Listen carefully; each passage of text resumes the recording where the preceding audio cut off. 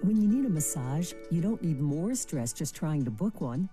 Download the Big Toe app and get massage.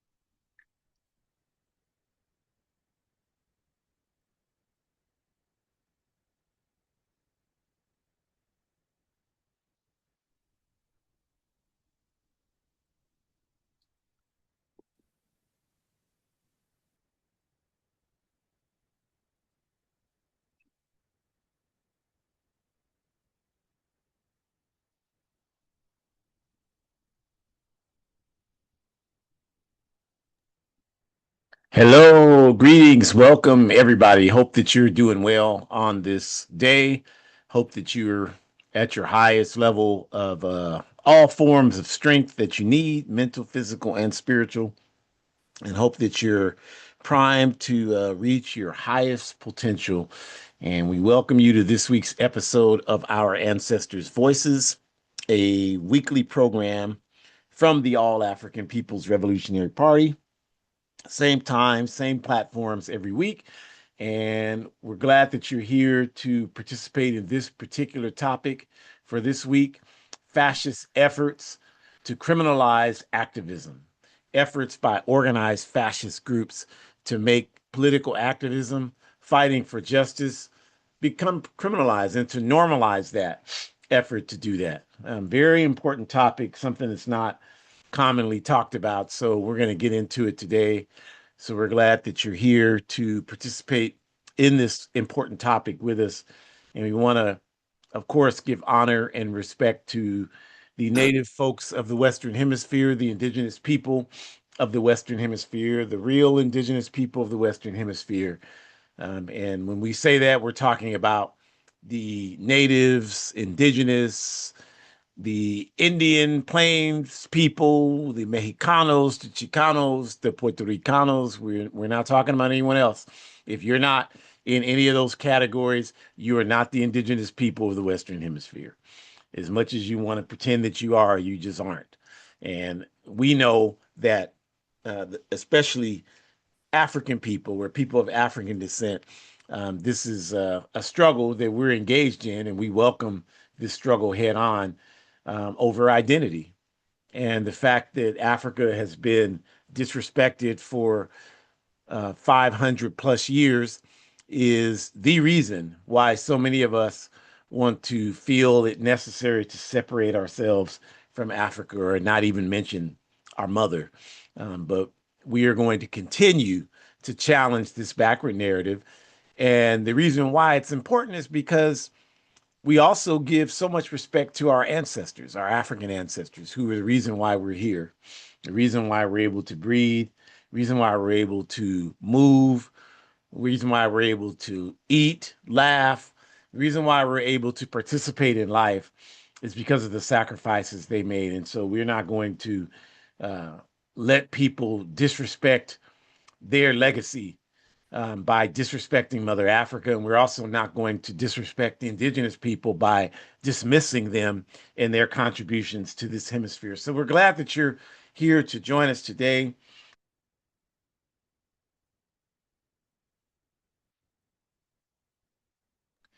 With who we are so that you can know who the All African People's Revolutionary Party is. So, Our Ancestors' Voices, this program is sponsored by the All African People's Revolutionary Party, as we mentioned, AAPRP. And the AAPRP is a revolutionary, independent, mass Pan African political party with a base in Africa. And we have a clear objective, and that objective is Pan Africanism. And by Pan Africanism, we mean the movement to bring revolution to Africa to create one unified socialist Africa. That is our work, that is our objective. And this work to achieve Pan Africanism, you can find out more about it by reading Kwame Nkrumah's classic work, The Handbook of Revolutionary Warfare, the cover of which is displayed on this screen. The handbook is a book Nkrumah wrote in 1968, and it outlines the strategy to bring about Pan-Africanism, the revolutionary strategy, which is one of uniting all of the revolutionary Pan-African formations on the ground into one worldwide fighting force for African liberation. And Our Ancestors' Voices is hosted each week by myself, Ajamu, and my biological and ideological daughter, Dr. Shakura Umi. She is, as I mentioned, preparing for an out of country trip. So I'm proceeding today without her. And so glad that you're here to participate with us on this important topic. And we'll just get right into it. And we'll start, you all, by talking about this question of collective activism as opposed to individual ideas. Collective activism as opposed to individual ideas. And what we mean by that is we live in this bourgeoisie society, meaning it's a capitalist society based on bourgeois ideas. And by bourgeois, what we mean is, bourgeoisie is a class term. It's a class term that represents the class of people who are spokespersons for the ruling class, the ruling capitalist class. That's what the bourgeoisie is, or the bourgeois. That's who they are. So when we say bourgeois society, it relates to the term that the masses of people at this stage in society's development are not the people who are writing the history of this society. The winners, the current winners, are the people who are writing history. And they do that from a bourgeois lens because that's the way that they uplift their narrative of history and justify their actions. So that's what we mean when we say bourgeois society. So the US is without question a leading bourgeoisie society.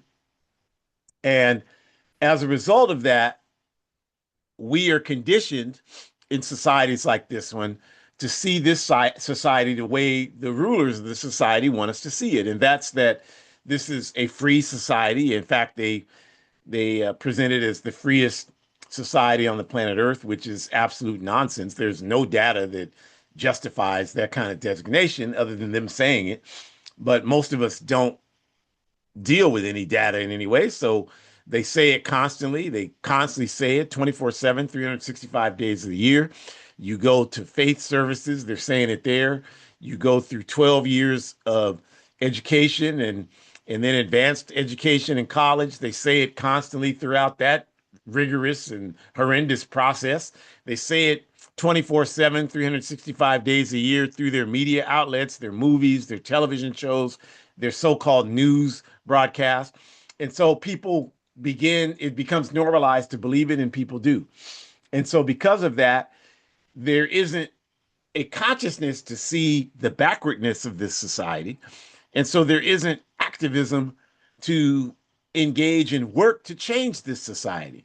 And that's even true for people who consider themselves conscious about the contradictions in this society. There are tons of people who consider themselves conscious about the contradictions in this society, yet they do nothing to organize against those contradictions. So that's in our ideology within the All African People's Revolutionary Party. It's Nkrumahism, Touréism, Cabralism. You've undoubtedly heard of Marxist-Leninism. You've heard of Maoism. You've heard of Trotskyism.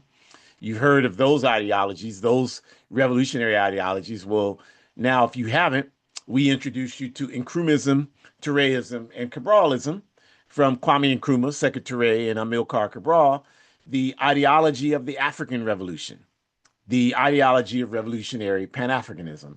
And so what we say in our framework is that there's consciousness and then there's self-consciousness. Consciousness are the people I just mentioned who have an understanding that there's a problem, but yet they don't do anything to organize against the problem. They are aware of the problem, but they are not aware on a level that pushes them to see it as their responsibility to do something about solving the problem. Self-consciousness are people who are not only just aware of the problem, but understand that if they don't take action, the problem will never be solved, and therefore see taking action as their responsibility that they have to do. So these are the differences in this. So this is why we have this question of activism and its validity in societies like this. It's not seen. And of course, the capitalist bourgeoisie class, they do everything in their power through all the mediums I mentioned previously to discredit activism. You know, it's just like if you think about it on this level, if you have an enemy, someone you don't like, and they are telling people that you're a bad person, and they're constantly telling people that, and then you have greater sway. You have greater contacts than they do. Maybe they have maybe one or two family members, maybe a friend or two, and that's who they're talking to. Whereas you have you have institutions that you participate in, so you have dozens of people you can talk to about them, and you begin to tell people where they're insane. You know, they're jealous of me and my success. They're doing that. You have the capacity in this example to really dominate the narrative of what's being said by you about them compared to what's being said by them about you. Well, this is what we're dealing with in the capitalist system because it has the tentacles to reach so many resources and to shape so much of the narrative. They present activism as unnecessary. In fact, they even suggest that people who engage in activism are um, unhinged. You know, something wrong with them. Like there must be something, because why would you engage in activism in the greatest society on earth? What would you want to change in a society that cannot be matched in terms of its greatness? So this is the narrative. And even people who consider themselves having a consciousness about these problems believe that narrative on some level. Believe that narrative that activism is just not necessary. Otherwise, they would be doing it. So that's the only thing that explains why they don't do it, because they feel like, well, it's just too much. It's just not something that I can do. And really, if you think about it, and if this is you, you really should think about it. That is a very elitist perspective because it's rooted in the reality that people who benefit from activism see it as someone else's responsibility to carry out the activism. That has to be true, because if you're not doing it, but yet you claim that you see it as important and necessary, that has to mean that you either consciously or unconsciously see the activism as someone else's responsibility. So this is the type of reality that we exist in under it, and that's why, as it says on the screen, it's just like the equivalent of, expecting wolves to provide an objective perspective of the value of sheep. That's what you're doing when you expect the capitalist system to respect activism organized to confront the capitalist system. It is never going to happen. Just like wolves are never going to argue for sheep being having the right to live. That's just not going to happen. And so that's why we have this dichotomy in this society today. So, collective activism is people coming together to engage in work to challenge the status quo. And the people who engage in collective activism are working with people. They're learning different things so that they can understand how to do the work better. They have to develop a certain level of humility, because that's the only way that they can effectively work with all different types of people, which is required in any level of collective activist work. And they're also having to ensure that they're constantly increasing their consciousness so that they can have the tools to fight all of the challenges that are going to come their way. On the other side of the coin, individual ideas are reflective of people who just have things that they have operating between their ears that oftentimes are based in idealism, meaning they're not based in material reality. They're just based on what's operating between people's ears. And they don't have those ideas between their ears, don't really have any concrete manifestations in reality. So, as an example, people who function in this realm primarily will believe things like, well, no matter what we do, no change will happen, or the problem is just, we can evaluate the problem effectively by just looking at the victims of the problem and not looking at the perpetuators of the problem. These types of things that happen every day with a whole lot of people, or just easily being manipulated into believing the things that the capitalist system wants you to believe, and then thinking that you arrived at those conclusions yourself because you're just separated from material reality. And so you don't understand that everything that's operating between your ears was provided for you. You didn't think of it yourself. You think you did, but you didn't think of it yourself. But any analysis shows that people who function like that are parroting exactly what the capitalist system wants them to parrot. Well, immigration is okay as long as they do it legally. I mean, that kind of thing. Well, who told you that? Well, I told myself that. I believe that myself. No, you don't. That's an idea that was planted in your mind by the capitalist system, because nothing about this society is legal. Nothing has ever been legal. And this society was founded on illegality. It's maintained on illegality. It's maintained on immorality. So if you're running around here with that reality, which is irrefutable, and you're talking about, well, it's okay for these people to protest as long as they do it legally. It's okay for immigrants to be here as long as they do it legally. This is okay if it's legal. This is okay if it's legal. Then you're basically just a tool for the capitalist system, because what they've done is convince you that everything is okay as long as it fits within their paradigm. And whatever doesn't fit within their paradigm, even though they're the biggest criminals in the history of human existence, then that thing is wrong. So that's what we're talking about there.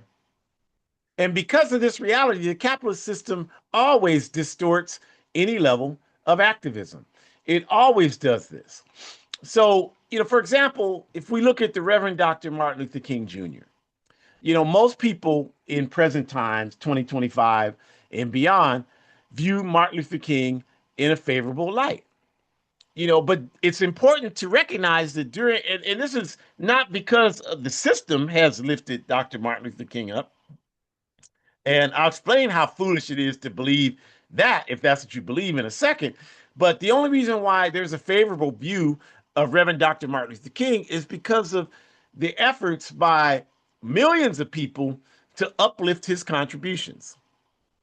That didn't originate with the capitalist media, not at all. That originated through mass on the ground movements, independent education, independent political education. That's where the work of Reverend Dr. Martin Luther King was uplifted. And that is why he's seen primarily in a favorable light. Although, I understand there are plenty of efforts to attack his legacy, but that's not a new thing. And that's the point I'm making, is that during the time he was alive and active doing his work, it's important for everyone to recognize that he was seen as public enemy number one in this country. He was not, even when he won the Nobel Peace Prize in 1964, there were consistent efforts by the leaders in this country to defame his image.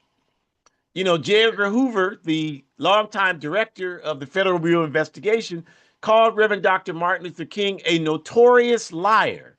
Those were his words. Lyndon Johnson, who was president, said that Reverend Dr. Martin Luther King was one of the most divisive forces in the country during that time. So these people were not people who valued and respected the work of Reverend Dr. King, because his activism, as I mentioned, was organized around challenging the status quo. In fact, it could be argued that his activism, his leadership in the activism he was engaged in, was a serious threat to the status quo, was a serious threat to the capitalist system. And I would argue quite convincingly that this is the reason why he was assassinated.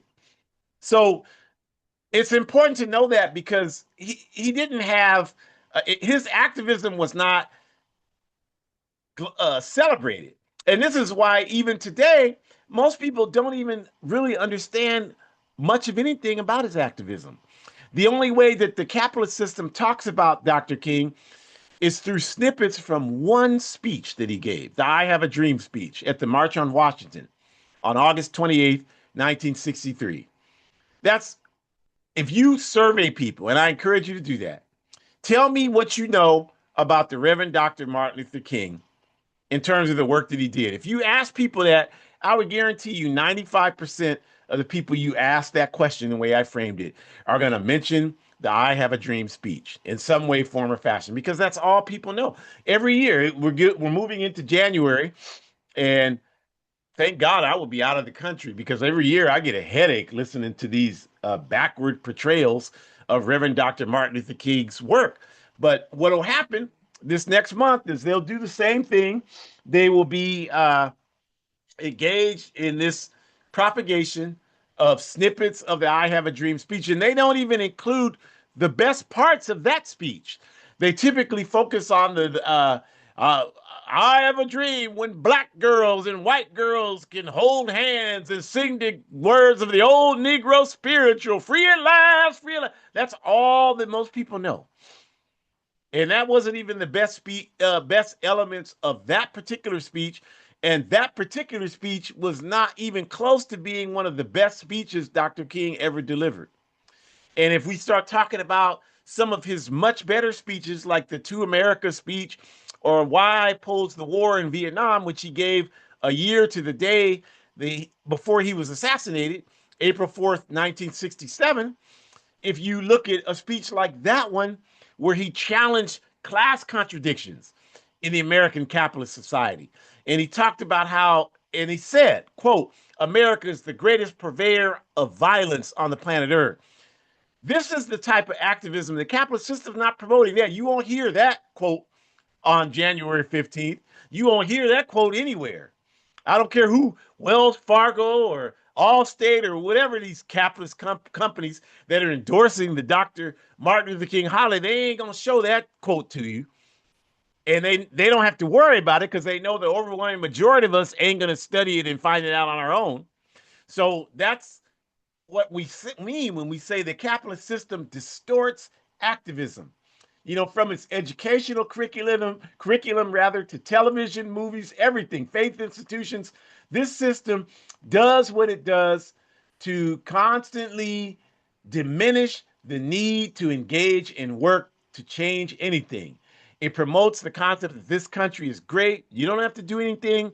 And if things are not going well for you in this country, it's only because you're not trying hard enough. You're not putting enough effort in. It's your fault if things are not going well for you. That's it.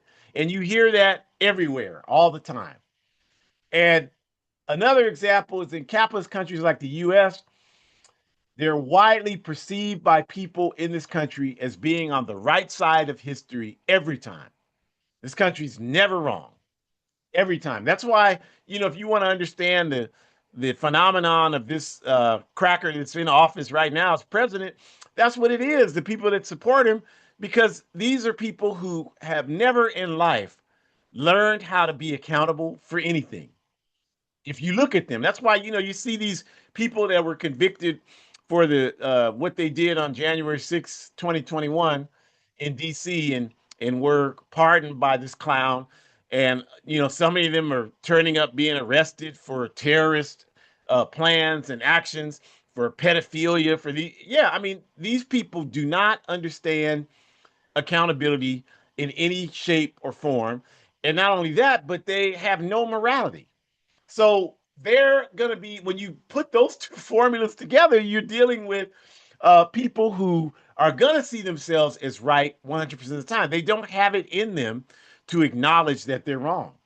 And so this is why these things can happen the way they happen, because you all, some of you are sitting around waiting for some morality to take place, waiting for these people to wake up. That's never going to happen. This is the result of decades of conditioning and reinforcing the same messaging. And that's the reason why whenever there's any level of activism, that's seen as strange. And I'll phrase that, Kwame Ture used to say that capitalism makes everything strange seem normal, and everything normal seems strange.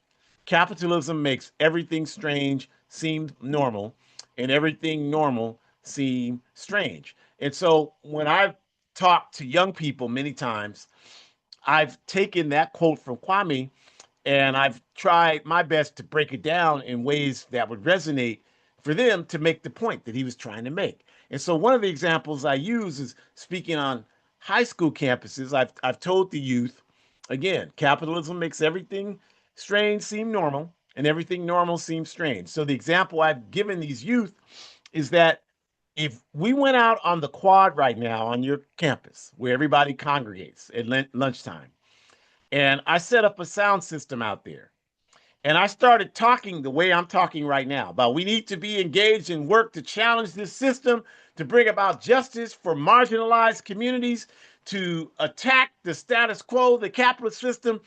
And I or anyone was talking like that through the sound system. Those should be normal thoughts because they're correct thoughts. They're logical thoughts.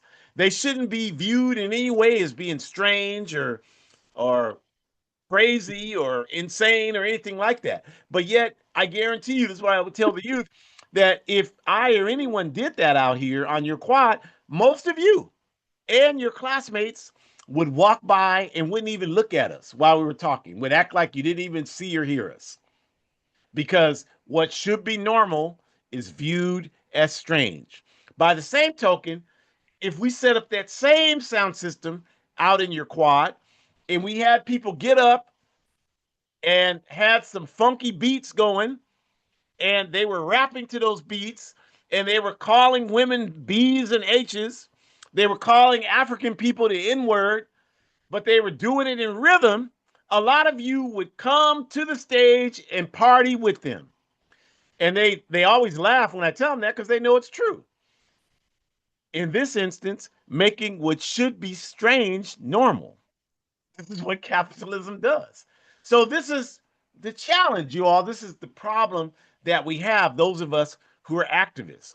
And all you got to do is look at your family and friends.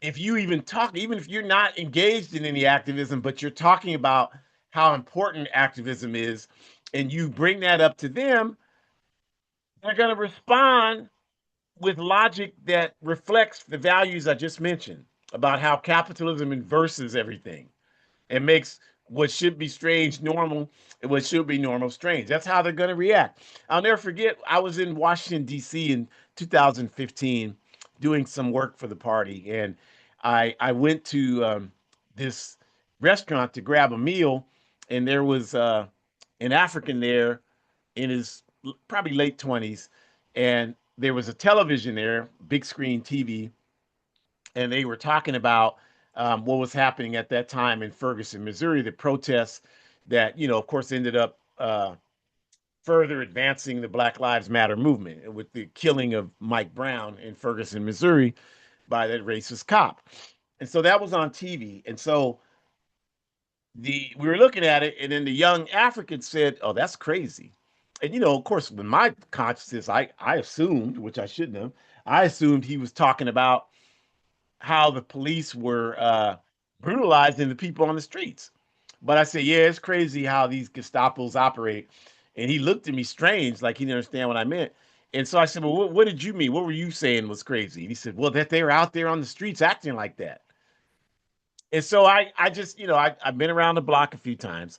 So I just asked him, so what protests have you ever attended? Because I know instinctively that anybody who responds like that, they clearly don't really have any framework of what they're talking about, right? So that's why I asked him that question.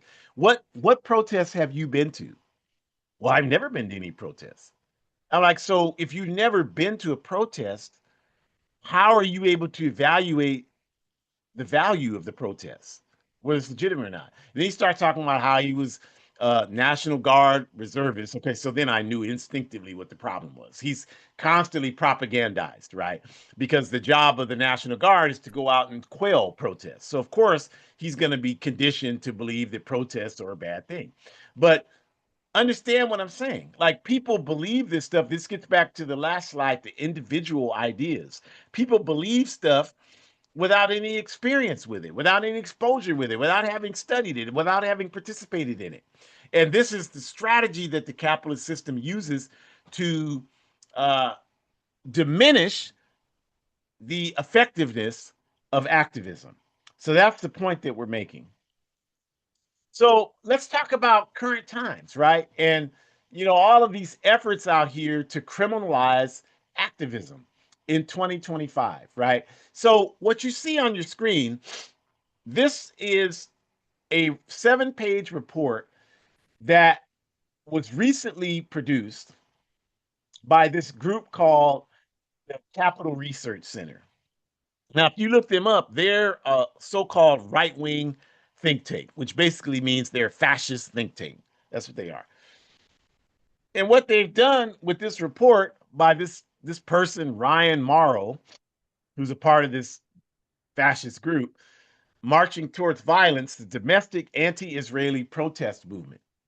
What they've done with this 7-page report, and if you go on YouTube and type this in, they have a 53-second video that details the report. So you should look at it. It's only 53 seconds. It's not going to rob you of time out of your life, but it'll give you a good perspective to understand what we're talking about here. Because, with only an hour for this program, we can't go in depth on everything. What we're trying to do is encourage you, give you the concept, and encourage you to do the work to understand it farther along. So if you look at this report, um, what they're doing is they're looking at groups who challenge the state of Israel, the Zionist state of Israel. And any group that has the audacity to do that, and they've looked at 150 groups in this report, any group that has the audacity to challenge the state of Israel in any shape, form, or fashion, these people producing this report are labeling those 150 groups as domestic terrorists. They're engaging in broad, sweeping accusations against these groups, saying that they're funded by Hamas and all types of nonsense like this. And the groups are the groups that you would imagine are on there in this report: Students for Justice in Palestine, SJP, right? Jewish Voices for Peace, JVP, the Community Movement Builders, CMB, and the All African People's Revolutionary Party, AAPRP. These are some of the groups that are identified in this 7-page report and in the video if you watch it. Because I know a lot of you ain't going to read the report, but at least watch the 53-second video and you'll be able to confirm what I'm talking about. Now, the problem with this, again, what should be strange seems normal, is made to seem normal, and what should be normal is made to seem strange. Is that what they've done with that principle? I keep repeating, is they have convinced so many people that any statement against the state of Israel is an act of terrorism. And they'll do that, and at the same time, can try to convince you that you live in a country where speech is free. That's an oxymoron.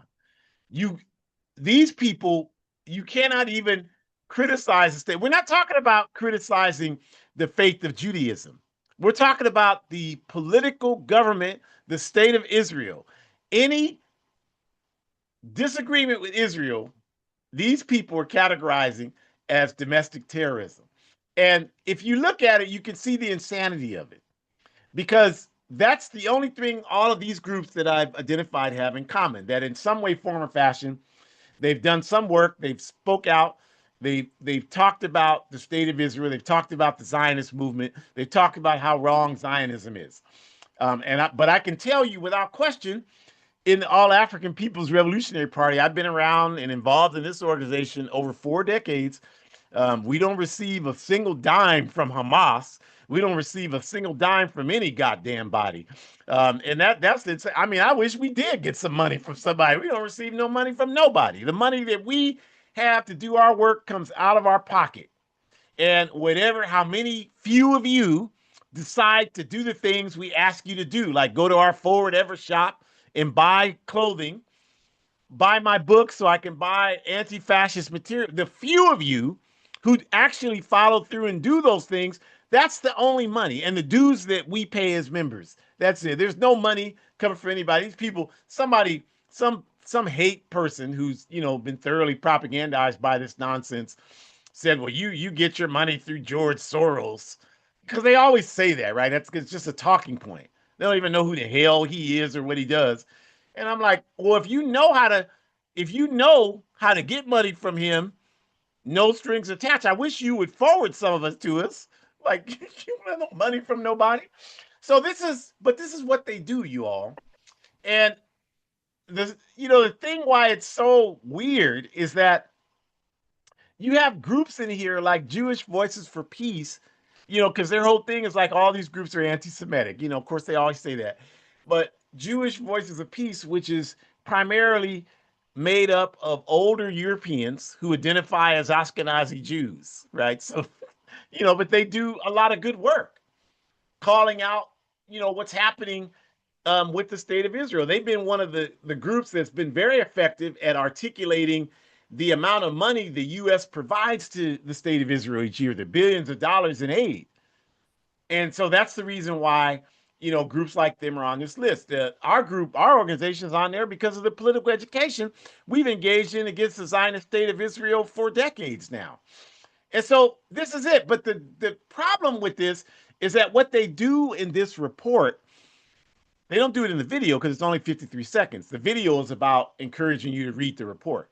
But what they do in the report, and you can look at the report, you can download it free. I've done it, I've read it because I want to understand what they're talking about so I can talk about it with intelligence. I don't want to just talk about it and not know what the hell I'm talking about. So I read the whole thing. And what they're doing at the end of the report is they give recommendations. This is the danger in this. They give recommendations for what should happen to these organizations and the people within these groups. And their recommendations are for the groups that are nonprofit. And some of them are, I'm not going to tell you which ones are. You should do your own research. I know which ones are nonprofit and which ones aren't, but it's none of your business if you don't take the time to know yourself. So the ones that are nonprofit, they encourage that, they give step-by-step instructions on how people can engage in work to, dismantle the nonprofit status for these groups. Now, the All African People's Revolutionary Party is an independent revolutionary party. We're not a nonprofit. So that doesn't work for us. And they identify that in the report. Like when they talk about us, they indicate like they're not nonprofit. So for groups like ours, they suggest like efforts to criminalize our efforts to surveil us. They say that in the report that people should look at what we're doing, come to our events, and try to find pathways to get us arrested and charges be leveled against us for the work that we do. Now, again, understand what they're talking about. They're talking about none of these groups are going out here and engaging in violence against people who display Israeli flags. We don't have time for that nonsense. I don't give a damn what kind of flag you display. I don't give a damn about you. I'm trying to win the hearts and minds of the African masses. So what we're doing is we're having events where we talk about and educate around this question of Zionism. We talk about the Zionist movement's exploitation of Africa's human and material resources. We talk about the history of the Zionist movement. We talk about Zionism's efforts to exploit and brutalize the Palestinian people. We talk about how they train militaries and police throughout Africa to brutalize African people so they can continue to control the diamond trade in Africa. We talk about how they sabotage African movements here in the US because these movements are oftentimes anti-Zionist, like the AAPRP and the Nation of Islam and all of these groups that have historically challenged the Zionist state of Israel. So that's all we're doing is educating people about this. And they're advocating in their report, read it yourself, that people come here and find ways, really, the suggestion is make up shit to get us arrested and to put us in legal peril and even to jeopardize our lives, to put our lives at risk. This is what these people are doing. So that's why you have to know. And the important thing to recognize is that the people that produce reports like this, because there are a number of them, like now the so-called Justice Department is producing a report of domestic terrorist groups. And I'm telling you right now, their list is not completely out, but I'll tell you right now, they're not going to have the Ku Klux Klan on there, which is without question the number one domestic terrorist group in the history of this backward ass country, having killed thousands of people, murdered people, lynched people, set people's houses on fire, terrorized people for literally decades. They've done this for 150 years. They've done this. They're not going to be on the list. The groups that are going to be on the government produced list of domestic terrorists, so-called Justice Department, are going to be these same activist organizations. And what's important about that is they're not directing this list towards those of you out here who support these organizations, support the AAPRP, support community movement builders, support Students for Justice in Palestine, support the Black Alliance for Peace, because they're also in this report as well. They're not targeting you. if you support these groups, they're targeting your family members, your friends, your neighbors, your coworkers, people that don't know anything about activism, the people I've mentioned in the first couple of slides who have been convinced that activism is strange and shouldn't be happening. That's who this is targeted for. That's why they use such language that you would hear like, oh, they're funded by Hamas, and you would laugh. You're like, that's crazy as hell. But your family's not going to laugh. They're going to believe it. Your friends are not going to laugh. They're going to believe it. Your coworkers are not going to laugh. They're going to believe it. And what this does is it creates an environment where it's not safe to engage in activism because so many people see the activists as terrorists. So this is their objective, you all. And that's why we have to get so many more people involved than we have right now in helping us do this work. We don't have the luxury of so many of you sitting on the sidelines the way that you do. We don't have that luxury. By you doing that, you're putting people you know who are activists in danger. You're doing that because you're allowing them to be out there by themselves while this type of work is taking place to sabotage us and put our lives in danger. That's what you're doing. Whether you mean to do that or not is irrelevant to us. It's happening. So you got to make a decision. I'm not saying you have to join the APRP because a lot of you, you're not ready to. No, that's not what we're saying right now. But what you can do is begin to be more forthright in your efforts to support activist work until you get to the point where you're ready to do it yourself. And hopefully that is something that you're moving towards, right? So, you got to understand propaganda. You got to understand.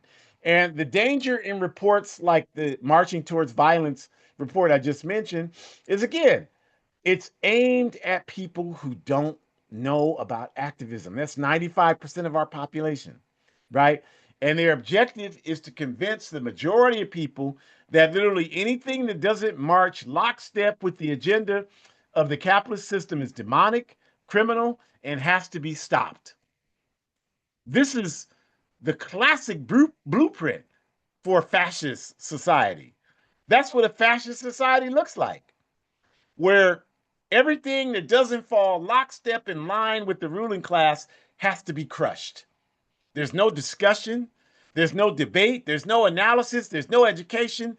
It's just these people need to be stopped, and you run and make sure you do everything you can to sabotage them, right? And if you want to gauge how effective these types of campaigns are, again, just talk to people, just survey random people, ask them what they think of protests in general, and listen to what they say. Ask them about organizations that are considered radical. Ask them about individuals that are considered radical and hear what they say. And by listening to their responses, you will know what's taking place here. There's a concerted effort to criminalize activism and to make it unsafe to engage in activism. And I'm not understand what we're talking about here today.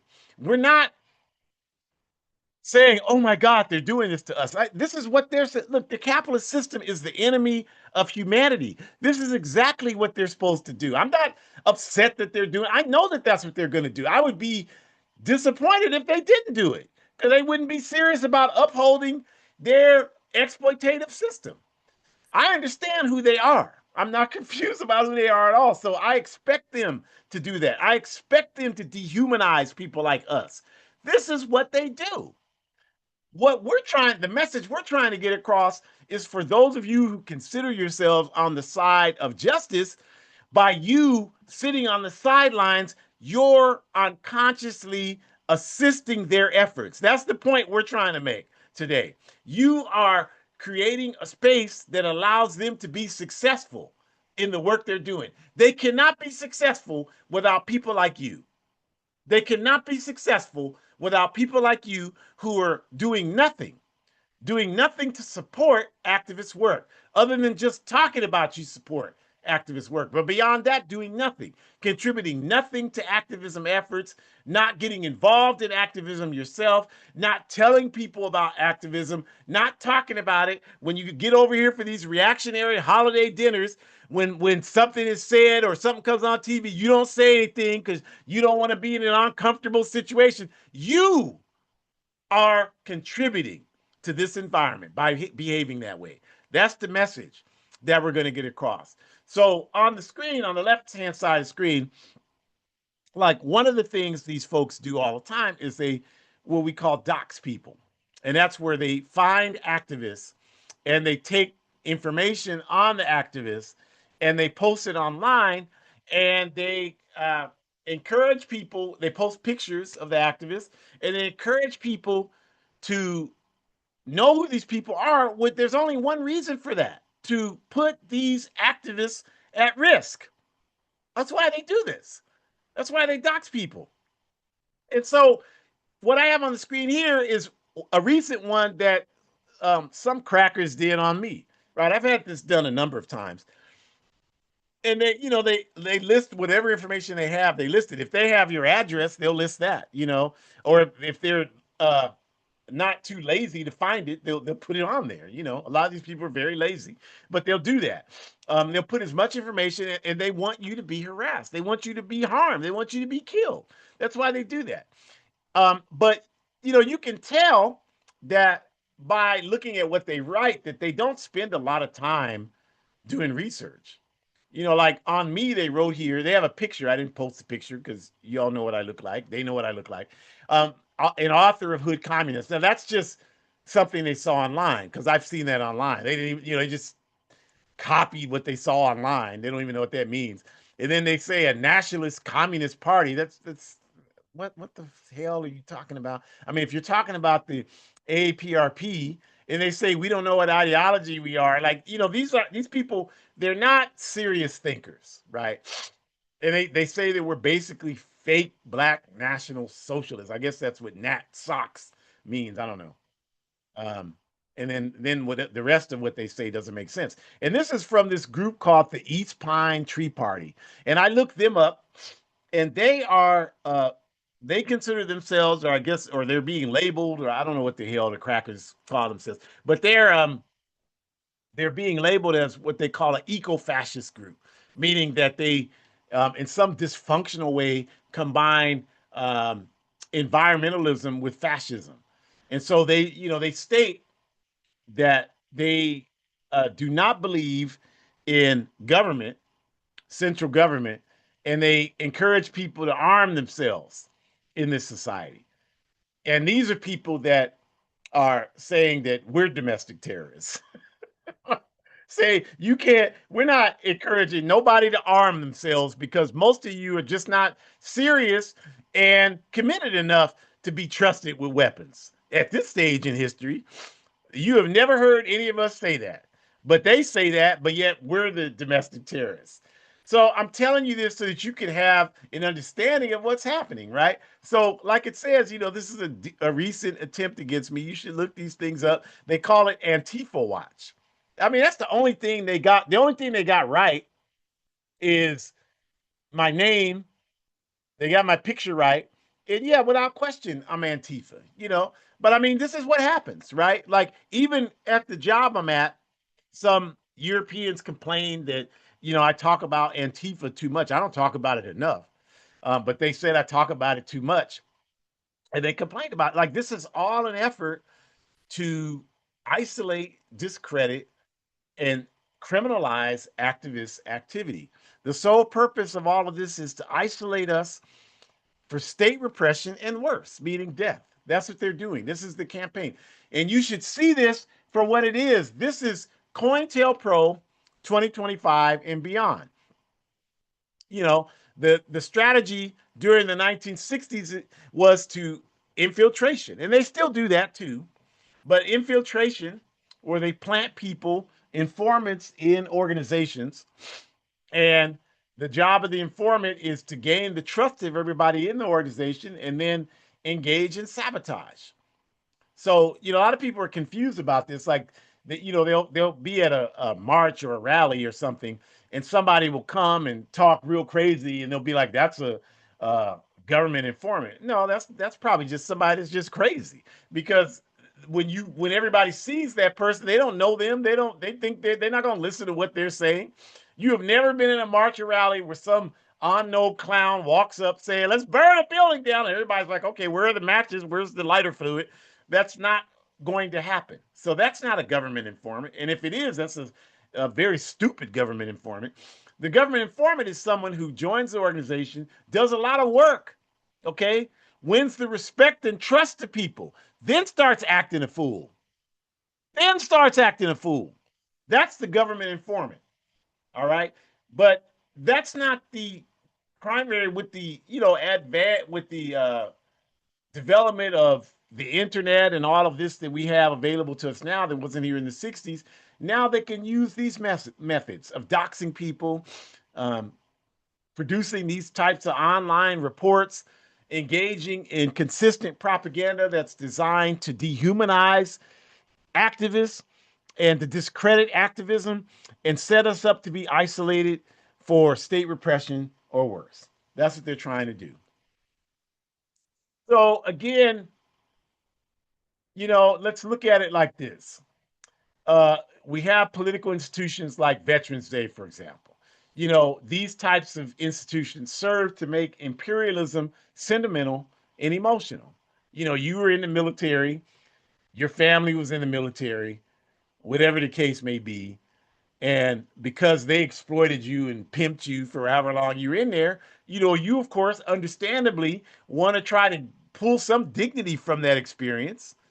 I mean, there's a few insane people that say, "I love the military," but most of the people I know, Africans, indigenous people, most of these people that are in the military, it was a necessity for them to be able to get a job and gain some skills and try to do that. Very few of these marginalized community people are talking about it like it was the best thing that happened in their life. There are a few of them that do too, because I mean, insanity is common in the capitalist system, but for the most part, that's not true. So they want to make it sentimental and emotional so that they know they're not going to get you by saying, "Hey, this was the best experience in your life." Talk about it like that. So instead, what they do is they say, "Well, you did it, you contributed this. And so we're going to say that we respect you for that. And so you want to get that attention because you didn't get that anywhere else in your life. So you put on your uniform on Veterans Day, you post pictures, and people say thank you. And you get some sort of credit that you never got, that you most likely don't deserve, but you get it anyway because that's how capitalism works. So that's what they want to do with this, um, and they do that, um, and then what they do is that allows, either consciously or unconsciously, since you were serving imperialism by being part of the armed forces of imperialism, then unconsciously or consciously, you're uplifting imperialism by carrying out the actions I just described. And then by doing that, it creates the environment where they can carry out the type of criminal activity they're engaging against the people of Venezuela right now, right? The people of Cuba. They can do that because it all stems from this overwhelming umbrella of imperialism.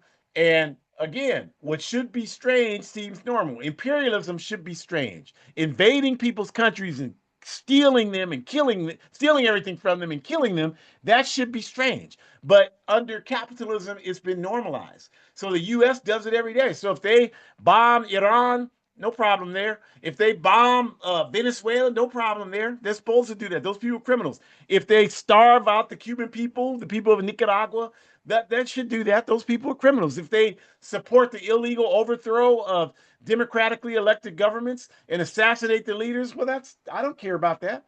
That's just normal everyday stuff. What should be strange seems normal, and then what should be normal seems strange.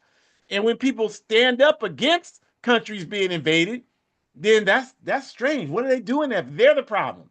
When people stand up against imperialism, that should be the problem. So this is what they're doing in this society. And what we need is more people to speak out against it in a consistent fashion, not once every couple of months, but every goddamn day we need people, because they're doing what they're doing every day. So we got to do what we need to do every day.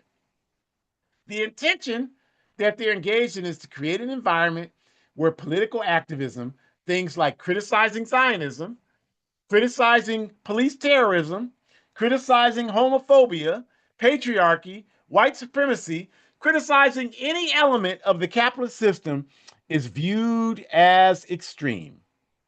And the people engaged in this work criticizing these backward systems are seen as the problem, are singled out, are targeted, and set up for destruction. And what we need, the best weapon we have to combat that, if you don't agree that that's a good thing, and some of you on here are the fascists doing this, so we're not talking to you, but the people on here who are genuine and want to do something for the good of humanity, the best weapon we have, the only weapon really, is organization. You have got to get involved on some level. We have to have more voices out here. The only way that what I just showed you they did against me can be successful is when you sit on the sidelines, and that allows them, they could get to me, they can take my voice away. But what we have to do, and that's not, I don't, if they do, they do. You know, these crackers and these graham crackers, they got one shot. If they get to me in the one shot, they got me. I'm not worried. I don't spend a single second worried about that. If they miss in that one shot, it's going to be a bad day for them. But that's not even important. What's important is that if they do get us, you're ready to step in, or you're ready to recruit somebody to step in. You're ready to support somebody stepping in. That's what's critical. Otherwise, the efforts we're making will fail. And we don't intend upon failing. So we want to thank you for joining us today. We want to ask you to join us next week, December 21st, December's holiday pressure and consumer debt in the US.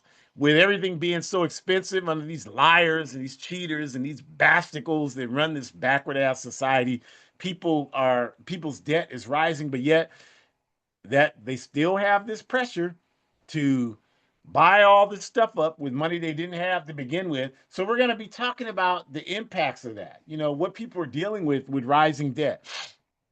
The QR code in the upper left-hand corner, the red and white one, you can get our programs on there, other APRP programs, including this one. Again, as I mentioned, go to the Forward Ever shop. You know you're going to be trying to buy presents for people.